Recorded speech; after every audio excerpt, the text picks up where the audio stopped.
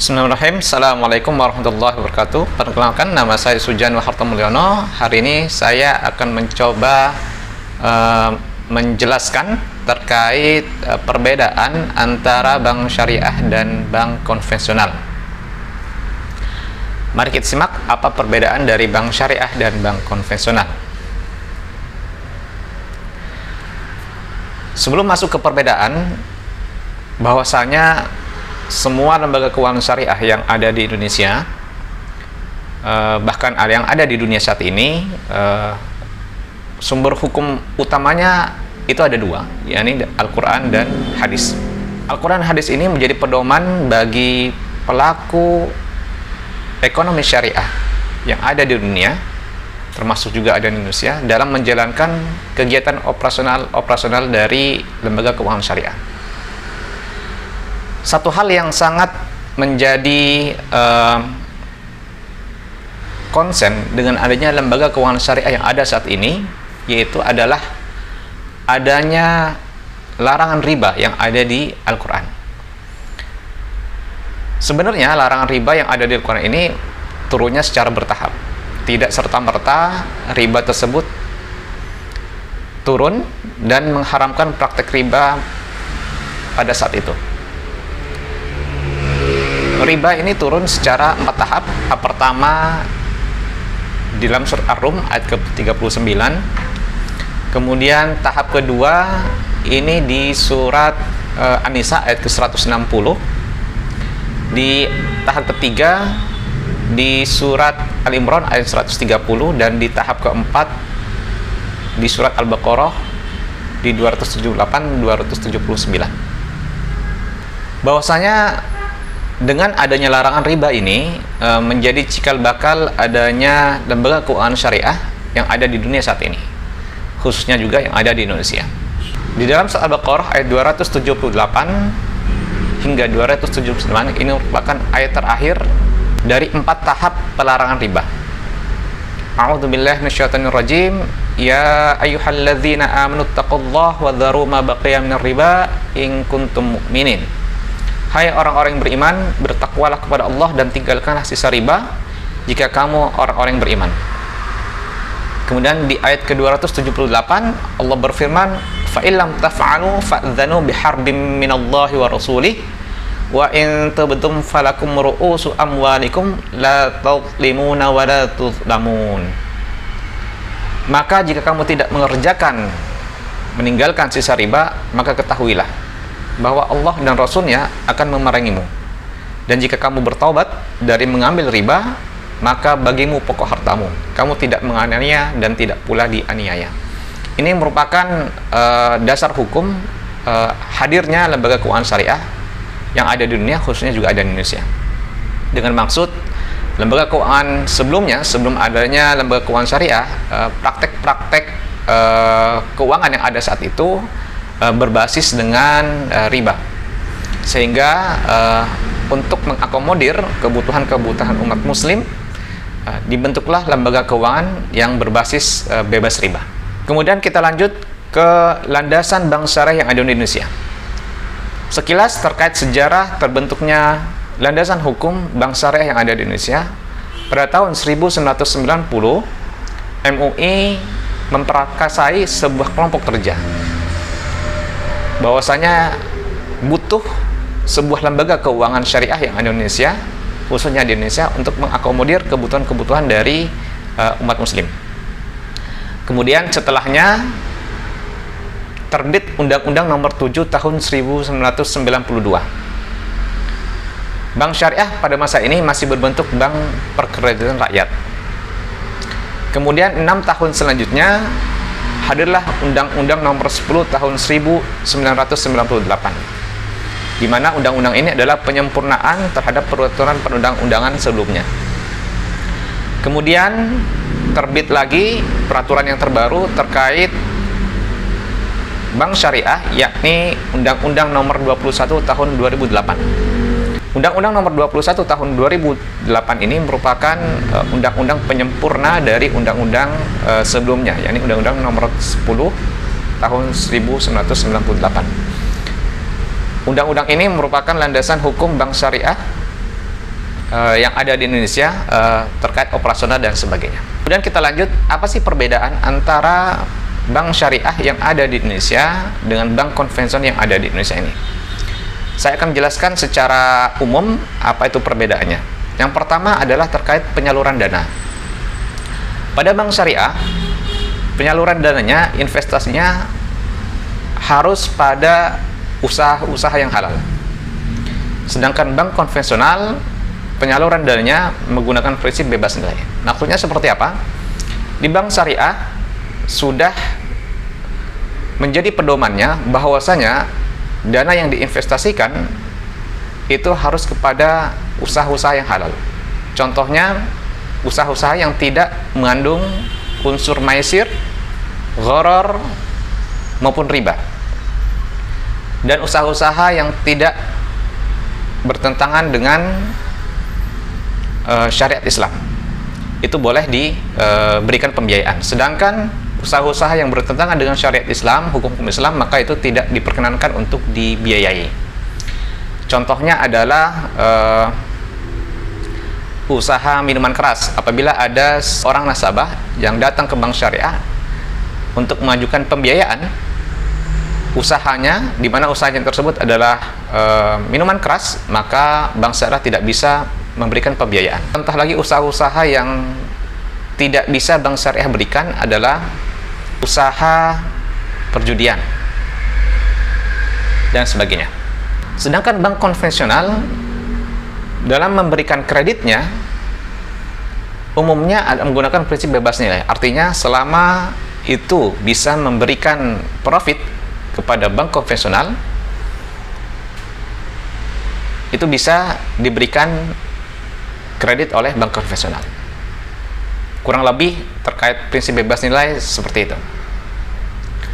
Kemudian yang kedua adalah terkait keuntungan.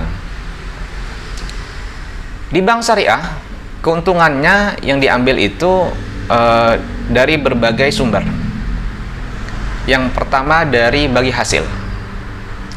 Yang kedua bisa dari margin, dan yang ketiga dari fee. Sedangkan bank konvensional, keuntungan yang didapat umumnya dari bunga, dari hasil peminjaman uang yang diberikan kepada nasabahnya. Mengapa bank syariah memiliki sumber keuntungan yang berbeda-beda? Karena tergantung dari akad yang diberikan oleh bank syariah kepada nasabah. Karena pembiayaan yang dilaksanakan oleh bank syariah ini memiliki karakteristik yang berbeda pula, sehingga keuntungan yang dapat bisa dari bagi hasil, bisa dari margin, maupun bisa dari fee. Contoh dari keuntungan bagi hasil adalah apabila akadnya menggunakan akad musyarakah. Sedangkan contoh yang menggunakan margin adalah akad murbaha. Sedangkan hasil yang didapat dari fee bisa menggunakan akad wakalah bil ujrah dan sejenisnya. Kemudian yang ketiga, perbedaannya terkait orientasi laba. Apabila bank syariah selain profit, orientasinya adalah falah. Apa yang dimaksud dengan falah? Falah ini adalah kebahagiaan di akhirat. Jadi tidak hanya sebatas profit oriented, akan tetapi ada misi-misi kebahagiaan di akhirat terkait pelaksanaan hukum-hukum yang ada di Al-Quran dan hadis. Juga tercantum dalam Undang-Undang Nomor 21 Tahun 2018 di pasal 4 tersebutkan bahwasanya bank syariah dan unit usaha syariah dapat menjalankan fungsi sosial dalam bentuk lembaga baitul mal, yaitu menerima dana yang berasal dari zakat, infak, sedekah, hibah, atau dana sosial lainnya, dan menyalurkannya kepada organisasi pengelola zakat. Kemudian bank syariah dan unit usaha syariah dapat menghimpun dana sosial yang berasal dari wakaf uang dan menyalurkannya kepada pengelola wakaf nazir sesuai dengan kehendak pemberi wakaf. Sehingga bank syariah tidak hanya sebatas profit oriented, tapi juga mengedepankan sisi sosial di masyarakat yang terkait zakat, infak, sedekah, hibah, atau dana sosial lainnya, dan termasuk juga wakaf. Sedangkan di bank konvensional kita ketahui umumnya adalah profit oriented. Kemudian yang keempat terkait hubungan dengan nasabah.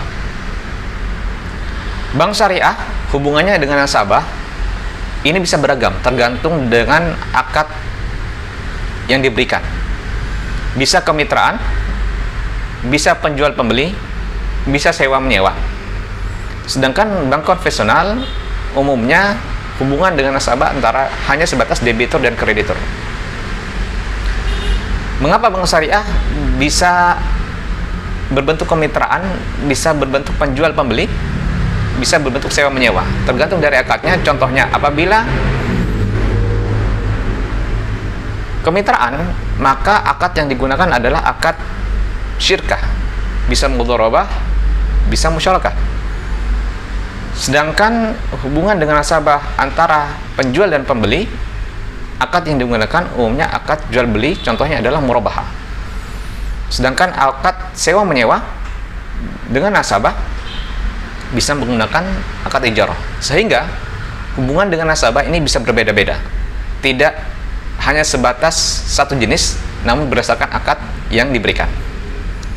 Sebagai contoh, kita ilustrasikan akad murabahah, di mana hubungan dengan nasabahnya yakni penjual dan pembeli. Kita berikan ilustrasi singkat saja, karena nanti akan dibahas secara tersendiri apa itu murabahah dan akad-akad yang ada di lembaga keuangan syariah. Murabahah di sini ilustrasinya adalah nasabah. Yang pertama, nasabah mengajukan pembelian barang kepada bank, contohnya pembelian rumah, pembelian mobil dan sebagainya. Kemudian yang kedua, negosiasi harga dan persyaratan. Apabila setuju deal dengan harga dan persyaratan yang diberikan oleh bank, kemudian terjadi akad jual beli. Akad jual beli di sini adalah bank nanti akan membeli terlebih dahulu barang kebutuhan dari nasabah, kemudian bank menjual kembali kepada nasabah sesuai dengan kesepakatan yang telah disepakati. Apabila menggunakan akad murabahah, tentunya ada margin yang diperoleh oleh bank.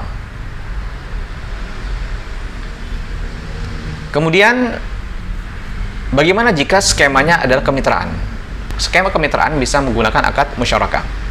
Akad musyarakah sendiri kurang lebih ilustrasinya sebagaimana yang ada di layar. Nasabah memiliki proyek, akan tetapi nasabah tersebut kekurangan modal. Kemudian nasabah datang ke bank syariah untuk mengajukan modal. Apabila proposal usaha dari nasabah diterima oleh bank syariah, terjadi syirkah di antara nasabah dan bank syariah. Bank syariah store modal, nasabah store modal. Terjadi akad musyarakah. Kemudian dari proyek yang dijalankan oleh nasabah tersebut, apabila terdapat keuntungan, keuntungannya dibagi hasilkan sesuai dengan porsi modal yang telah disepakati kedua belah pihak. Akad musyarakah ini ada fatwa DSN-nya, ini nomor 8 strip DSN MUI nomor 4 tahun 2000, tanggal 13 April tahun 2000 tentang musyarakah. Bisa dilihat di fatwa tersebut bahwasanya skema akad musyarakah tertuang dalam fatwa DSN tersebut. Kemudian kita berlanjut ke perbedaan yang kelima, yakni Dewan Pengawas. Di bank syariah terdapat Dewan Pengawas Syariah, sedangkan di bank konvensional tidak ada lembaga sejenis Dewan Pengawas Syariah. Mengapa bank syariah terdapat Dewan Pengawas Syariah? Karena bank syariah menjalankan prinsip-prinsipnya berdasarkan Al-Quran dan Hadis, tentunya perlu ada pengawasan dari Dewan Pengawas Syariah. Secara umum, fungsi dan tugas dari Dewan Pengawas Syariah setidaknya memastikan dan menguasai kesesuaian kegiatan operasional bank terhadap fatwa yang dikeluarkan oleh Dewan Syariah Nasional. Kemudian menilai aspek syariah terhadap pedoman operasional dan produk yang dikeluarkan oleh bank. Memberikan opini dari aspek syariah terhadap pelaksanaan operasional bank secara keseluruhan dalam laporan publikasi bank. Kemudian bisa mengkaji jasa produk baru yang belum ada fatwanya untuk dimintakan fatwa kepada DSN. Kemudian yang terakhir, menyampaikan laporan hasil pengawas syariah sekurang-kurangnya setiap 6 bulan kepada direksi, komisaris, DSN, dan Bank Indonesia. Jadi memang fungsi dari Dewan Pengawas Syariah ini menjadi penting agar bank syariah sesuai dengan track yang telah ditetapkan oleh peraturan yang ada dan tidak bertentangan dengan fatwa-fatwa yang telah dikeluarkan oleh Dewan Syariah Nasional. Terakhir, saya akan memberikan sedikit gambaran terkait skema operasional bank syariah. Bahwasanya bank syariah berbeda dengan bank konvensional. Yang pertama, dari sisi sumber dananya tergantung dari akad yang disepakati. Nasabah dalam menabung di bank bisa menggunakan akad wadiah, akad mudharabah. Kemudian dalam hal pembiayaan, bank syariah menggunakan beberapa akad, yakni akad murabahah, salam maupun istisna. Kemudian bisa dalam bentuk sewa menyewa menggunakan ijarah dan IMBT. IMBT adalah ijarah muntahiyah bitamlik, di mana dalam akhir kesepakatan produk tersebut bisa menjadi milik nasabah. Kemudian bisa berdasarkan kemitraan. Umumnya akadnya terdiri dari mudharabah dan musyarakah. Dari pendapatan yang diperoleh bank, baik itu dari margin, baik itu dari ujroh maupun bagi hasil, alokasi pendapatannya dibagi antara nasabah yang menabung dengan bank sesuai dengan nisbah yang telah disepakati. Jadi bank syariah ini memiliki akad-akad yang memiliki karakteristik berbeda-beda, sehingga pendapatan yang diterima oleh bank pun memiliki jenis-jenis yang berbeda. Bisa itu margin, ujrah maupun bagi hasil. Berbeda dengan halnya bank konvensional yang hanya sebatas simpan meminjam uang. Jadi uang itu dijadikan komoditi, sehingga pendapatan yang diterima oleh bank konvensional hanya sebatas umumnya adalah dari bunga tersebut. Demikian sedikit terkait perbedaan antara bank syariah dan bank konvensional. Mudah-mudahan ada manfaatnya.